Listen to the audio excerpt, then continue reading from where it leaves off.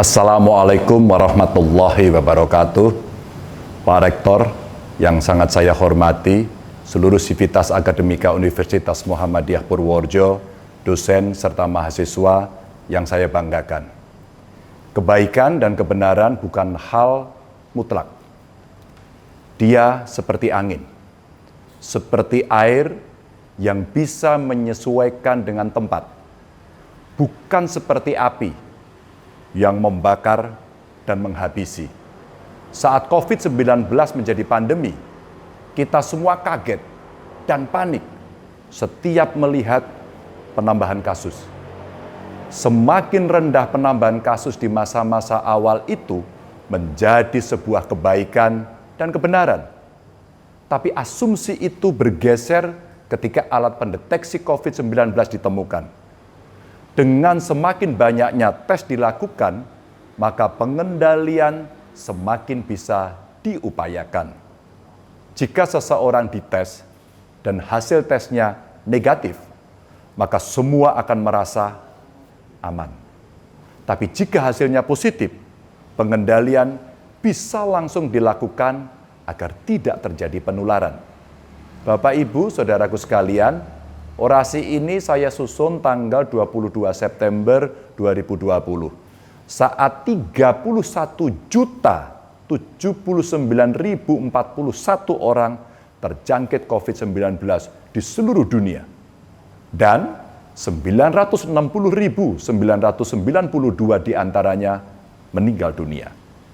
Dalam 14 hari terakhir, ada 3,88 juta penambahan kasus. Indonesia dengan 248.852 kasus menempati urutan ke-23 negara dengan penduduk terjangkit paling banyak.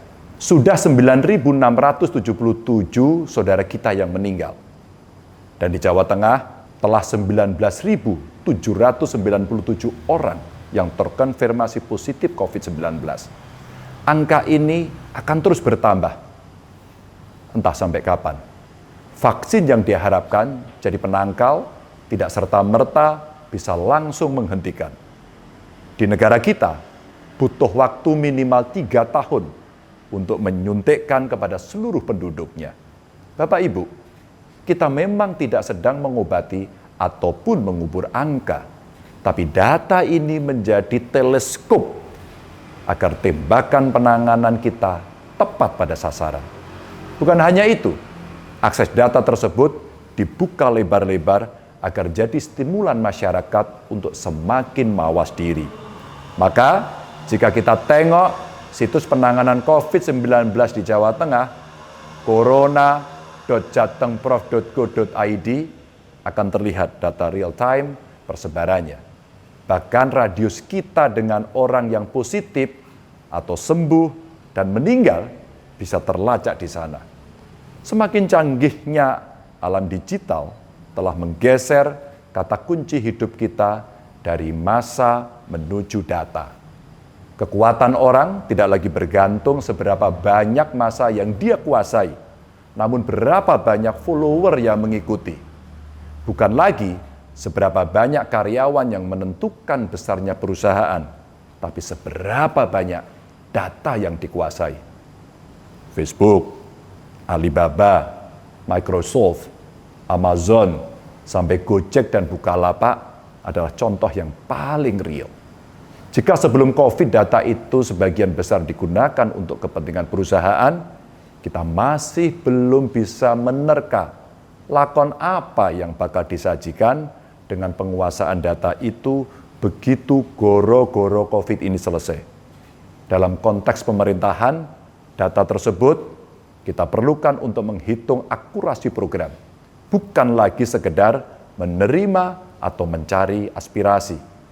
Jika data rentang usia penduduk suatu wilayah beserta angkatan kerjanya kita pegang, misalnya, maka stimulan bisa diberikan secara tepat untuk mengungkit perekonomian masyarakat setempat.